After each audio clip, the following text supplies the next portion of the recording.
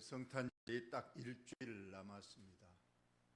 예년과 달리 성탄절이라는 그러한 분위기나 이런 사람의 마음이 전혀 딴 곳으로, 그래서 매일 지금 TV나 이 매스컴에 거의 보면 붉은 큰 글씨로 그냥 속보가 나오면서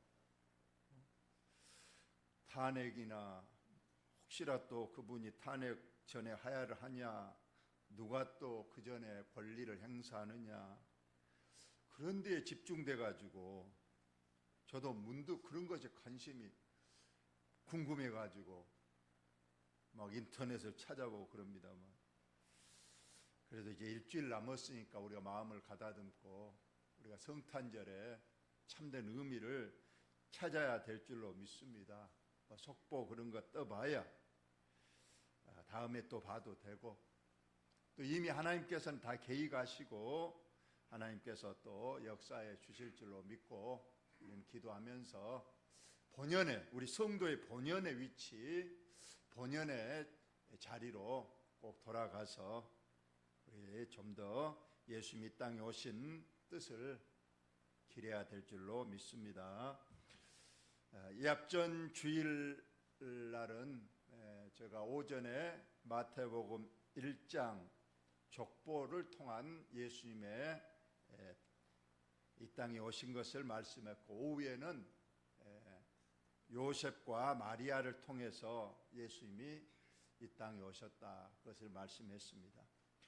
예수님의 이 탄생 이야기는 사복음서에 다 있는 게 아니고 마태복음과 누가복음에만 기록이 되어 있습니다. 그래서 이번 주는 마태복음, 다음 주 이제 주일과 수요일 성탄절에는 누가복음을 가지고 성탄의 참 뜻을 말씀을 전하려고 합니다. 오늘 동방박사입니다. 동방박사는 동방에서 온 박사, 이런 뜻이죠. 동쪽 지방에서 온 박사, 즉 학자라는 그런 뜻입니다. 오늘 본문에 보면 헤롯 왕이 먼저 등장합니다. 예수님 탄생하실 때 유대의 왕이 누구였느냐? 헤롯 왕입니다. 여기는 헤롯 대왕입니다. 이 헤롯 왕은 그 당시 유대를 통치하는 왕입니다. 근데 이 헤롯 왕은 치명적인 단점이 하나 있었어요. 유대 왕이면 유대의 사람이어야 되는데 이 헤롯 왕은 유대 사람이 아니었다는 것, 이방인이었다는 겁니다. 에돔 족속, 야곱의 그 형님 에서의 후손인. 그래서 이 유대인들이 전혀 이 헤롯 왕을 신뢰하지를 못했습니다. 우리 사람도 아니고 이방 사람이 왜 우리의 왕이 되어서 우리를 통치하느냐 해서 그를 자주 대항하고 그를 거스렸습니다. 그러자 이 헤롯 대왕은 어떻게든 유대인의 환심을 사서 로마 정부로부터 어떤 밀란이 일어나거나, 그래서 자기의 왕권이 위협받지 않도록 두 가지 정책을 썼는데, 첫째는 헤롯 유대인들의 환심을 사기 위해서 당시 대제사장의 손녀딸하고 결혼을 했습니다. 두 번째로는 바로 솔로몬이 지었던 그 솔로몬 성전이 오랜 시간이 지나니까 많이 이제 낡고 허물어지니까 대대적인 리모델링 공사를 했어요. 무려 46년간에 걸쳐서 이 솔로몬의 성전을 완전히 크고 웅장하게 새롭게 지었습니다. 이것은 바로 유대인의 환심을 사기 위해서 이 헤롯 왕이 그렇게 했는데, 이 헤롯 왕은 일반 역사에서는 아주 포악한 사람으로 아주 이름이 나 있습니다. 너무 많은 사람을 죽였죠. 10명의 아내와 15명의 자녀들을 뒀는데 무려 거의 절반에 가까운 아내와 자녀들을 죽였어요. 자기 아내와 자녀들을. 왜냐하면 그들이 자기의 왕위를 혹은 넘본다 이런 명목을 씌워서 가차없이 아내하고 자녀들을 죽였던 겁니다. 그리고 유대인들이 조그마한 어떤 반역의 기미가 있기만 하면 가차없이 군대를 동원해서 그들을 아주 학살을 하고 아주 포악한 정치를 했던 사람이 오늘 이 헤롯 대왕입니다. 그리고 두 번째로 이 예루살렘이 어떤 곳인가? 우리가 잘 알죠. 예루살렘은 바로 솔로몬의 성전이 있는 곳입니다. 이 솔로몬의 성전이 있으니까 거기에는 대제사장과 제사장들이 예복을 입고 모든 백성들과 함께 안식일마다 아주 하나님 앞에 제사를 드리고 하나님의 영광이 임재하는 그 거룩한 예루살렘 솔로몬 성전.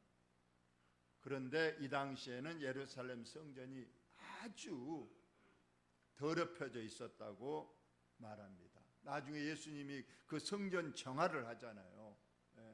아주 강도의 소굴이 되어 있었다고 예수님이 직접 말씀하시면서 아주 화를 내시면서 그 성전에서 노끈을 채찍으로 만들어서 막 휘두르고 그 비둘기 팔고 양을 파는 사람들을 내쫓으시고 그 돈 상자를 뒤엎어버리는, 그러면서 왜 하나님의 거룩한 집을 강도의 소굴로 만드느냐 하면서 성전 정화를 했습니다.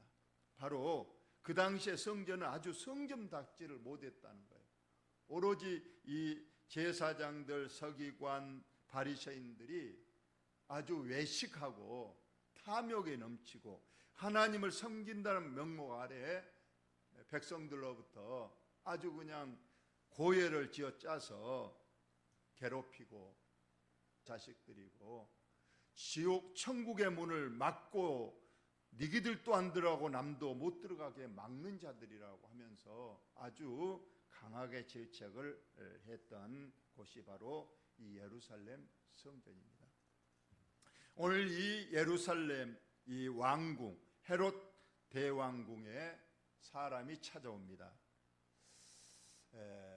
헤롯 왕 때 예수께서 유대 베들레헴에 나심에 동방으로부터 박사들이 예루살렘에 이르러 말하되, 동방으로부터 박사이들이 줄여서 동방 박사들이죠. 이게 이제 원어적으로 보면 마구스라는, 박사가 마구스라고 돼 있는데 마구스는 지혜자, 학자, 천문학자. 특히 이 박사들은 이 하늘의 별을 연구하면서 그 별 어떤 움직임을 통해서 나라의 흥망성쇠뿐만 아니고 이 나라의 어떤 큰 인물들이 태어나고 사라지고 이런 것들을 연구하는 그런 사람. 그 당시에는 그것이 최고의 학문이었습니다. 우리나라도 고려를 창건한 사람이 왕건이라는 사람인데 그 당시에 바로 이 천문학자가 있었어요. 바로 최지몽이라는 사람인데 이 사람이 어디 출신일까요? 이렇게 물어보면은 여러분이 얼른 눈치를 채고 어디 출신이겠어요? 최지몽이라는 사람이 여기 영암 구림 사람이에요. 영암 구림 사람. 그래서 이분이 아주 태조 왕건이 고려를 건국하는데 1등 공신으로 이렇게 활동을 했던 사람인데 그분이 천문학자, 역술에 능한 사람이다 그렇게 돼 있는데, 이 동방 박사들이 바로 천문학자들이었습니다. 이들은 신분도 고귀해서 왕의, 그 당시 왕의 고문 역할을 한, 옛날 우리나라도 뭐 기독교가 들어오기 전에는 옛날 뭐 삼국시대나 고려시대 특히 왕들은 왕의 스승에서 왕사다, 국사다 해서 아주 덕망이 있고 지혜가 있고 학문을 많이 배운 사람을 스승으로 삼고 고문으로 삼은 있는 것처럼 이 당시에 왕들은 전부 다 이런 지혜자들, 학자들을 고문으로 이촉을 해서 세웠는데 바로 이들이 바로 오늘 이 동방 박사들입니다. 여기서 동방, 동쪽에서 왔다고 그랬는데 이 동방이 어딘가 성경에서 그냥 동방으로만 되어 있기 때문에 여러 가지 학설이 있지만 가장 일반적인 것은 그 당시 동쪽, 예루살렘에서 동쪽 페르시아를 말하고 있는데 이 페르시아는 어디냐 하면 바로 바벨론, 우리가 잘 아는 유대인들이 바로 바벨론에게 망해서 포로로 끌려갔던 곳이 바벨론이죠. 1차 포로로 잡혀간 사람이 다니엘이라고 그러는데 이렇게 2차는 뭐 에스겔도 끌려가고 3차는 이제 완전히 망해서 마지막 왕 시드기야가 눈이 뽑혀서 이제 포로로 잡혀갔는데 70년이 되어서 이제 다시 고레스 칙령에 의해서 다시 돌아옵니다. 그래서 많이 돌아왔어요. 근데 다니엘은 돌아오지를 못했어요. 왜냐하면 너무 이제 고령이 돼가지고 못 돌아왔습니다. 그래서 그 바벨론에 남아서 거기에서 여생을 마치게 되고 지금도 그 지방에 다니엘의 묘지가 있다고 합니다. 그러면 다니엘은 거기에 남아서 무슨 일을 했겠어요? 바로 하나님의 말씀을 그곳에서 가르치고 또 전했습니다. 그래서 일반적인 학자들은 이 동방 박사들이 왜 별을 보고 이 유대 땅까지 와서 만왕의 왕인 예수가 태어난 것을 알고 왔느냐, 뭔가 믿음이 있었지 않느냐 해서 본 것이 바로 다니엘이 가르쳤던 그 후예들 중에 이렇게 내려왔던 사람이라고 그렇게 일반적으로 얘기를 하고 있습니다. 어쨌거나 이 동방에서 이 박사들이 예루살렘에 왔습니다. 그 예루살렘에 왔다는 것은 바로 헤롯 왕궁에 와서 말하기를 유대인의 왕, 우리가 지금 별을 보고 우리가 연구한 바에 의하면 이 큰 별이 움직여서 이 별을 따라왔는데 우리가 아는 바로는 이 별을 나타난 것은 바로 위대한 이 땅의 만왕의 왕으로 오신 이 별을 따라왔다. 그러면서 왕으로 왔으니까 바로 예루살렘 바로 수도해야 되고 예루살렘에서도 왕궁, 왕이 태어나야 되니까 왕궁으로 찾아왔던 겁니다. 그래서 지금 헤롯 대왕에게 유대인의 왕이 나신 유대인의 왕이 어디 계시냐, 우리가 동방에서 그의 별을 보고 그에게 경배하러 왔노라 한 겁니다. 자, 지금 버젓이 헤롯 대왕이 살아있고 앞에가 있는데 또 다른 유대인의 왕이 났다고 찾고 있으니 이 헤롯 대왕이 얼마나 놀래고 또 의아했겠어요. 그래서 그냥 헤롯 왕과 예루살렘의 그 동방 박사들의 유대인의 왕이 새로 나셨다는 말을 듣고 소동을 했다. 아주 그냥 이게 뭔 일인가? 지금 왕이 있는데 또 다른 왕이 왔고 그분은 보통 왕이 아니다 하니까 그냥 소동이 벌어졌다. 그래서 왕이 급히 이제 대제사장과 백성의 서기관들을 모아서 그리스도, 이제 유대인의 왕, 구약에서 그렇게 예언되어 왔던 메시아 그리스도가 어디서 났느냐고 성경에 예언되어 있느냐 하고 물어봤더니 당연히 서기관들은 성경 박사들인지라 금세 대답을 합니다. 이르되 유대 베들레헴입니다.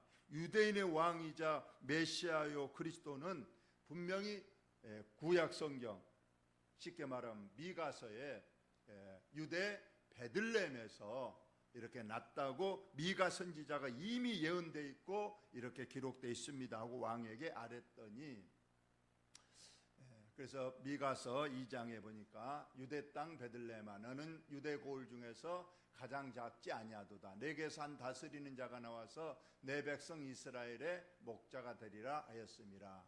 이미 예언되어 있었고 이사야는 처녀의 몸에서 그리스도가 난다고 예언했고, 미가는 베들레헴에서 태어난다고 예언이 됐고, 이렇게 다 예언이 된 것을 말씀했습니다.